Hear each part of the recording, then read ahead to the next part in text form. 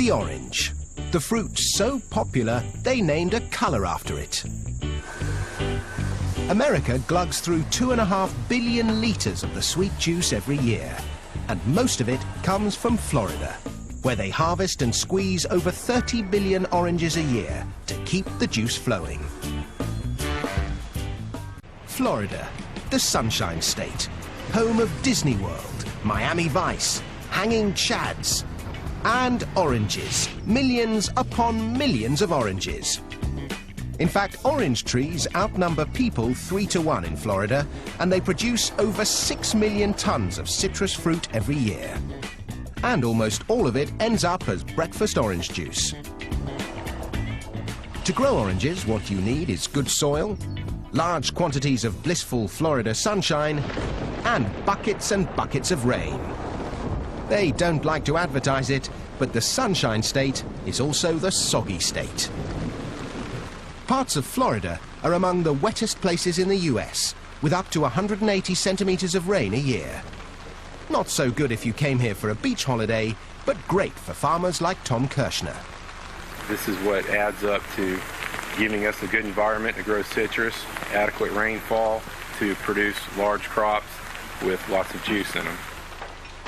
Thanks to the sizzling sunshine and dismal downpour, Tom's able to grow 5 different varieties of oranges here. They do this because each variety ripens at different times of year, which means you can enjoy OJ all year round. But how do they know when an orange grove is ripe for harvesting? To guarantee that the juice will be liquid sunshine, the sugar-to-water content is analysed, yielding a measure known as the Brix. When it's at least 10% sugar, the oranges are ripe for the picking. But there's no substitute for the taste test. Can't beat that. Ready to make orange juice. The fruit might be tasty, but it's not going to make juice if it's left on a tree. They need to be picked, and with millions of oranges ripening at once, they need to be picked fast. If you want to get fruity in a hurry, you need one of these terrifying contraptions. Or as they like to call it here, the Oxbow 3220. This magnificent machine is what's known in the trade as a continuous canopy shaker. And this particular machine was designed by Tom Visser. It engages the foliage of the tree and shakes it to and fro, and the shake is violent enough to sever the fruit stem, and then the fruit falls and gets intercepted. The Oxbow can harvest an incredible 2 tons of oranges every minute. This performance comes at a price. A pair of these mechanical orange pickers will set you back $1 million. Just as well, Tom's got enough work to keep them busy, picking 2 million boxes of oranges, totaling 81,000 tons of fruit per year. Once the oranges have been picked, the race is on to make sure your breakfast OJ tastes as fresh as can be. So the fruit is shipped out in these 400 horsepower transport trucks, 20,000 kilos at a time. The trucks bring them to an OJ processing plant, like this one in Lake Wales. Dave Crumbly makes sure they don't run out of oranges. We'll do about 200 of these trucks a day. And each one of these trucks will hold about 120,000 oranges. In 24 hours, we'll be about 24 million pieces of fruit that will run through here. So, more often than not, Dave gets his daily dose of vitamin C. To begin with, the oranges are washed out of the trucks.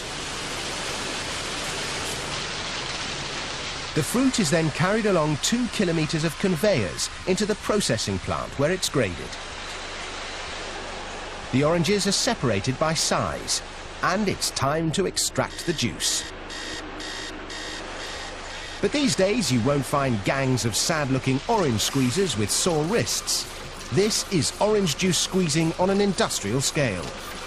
This fearsome machine drops each orange into a ring of metal prongs, which squeeze out the juice before ejecting the pith and peel. From orange to OJ in the blink of an eye. Of course, when it comes to OJ, the world is divided into 2 great opposing camps. One likes it smooth, the other with bits. So a load of the pulp that has been carefully screened is added back into the juice to create the wholesome, authentic OJ with all the good stuff still in it.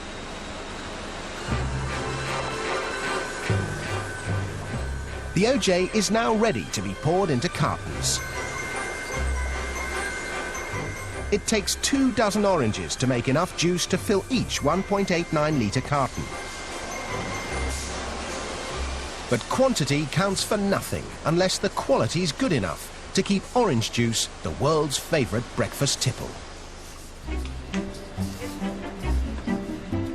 There are palates that can tell a Beaujolais from a Burgundy in an instant. And noses that can whiff a Chanel No. 19 from 100 paces. Well, these guys do the same for OJ. An expert OJ taster can spot minute variations in taste, composition and acidity.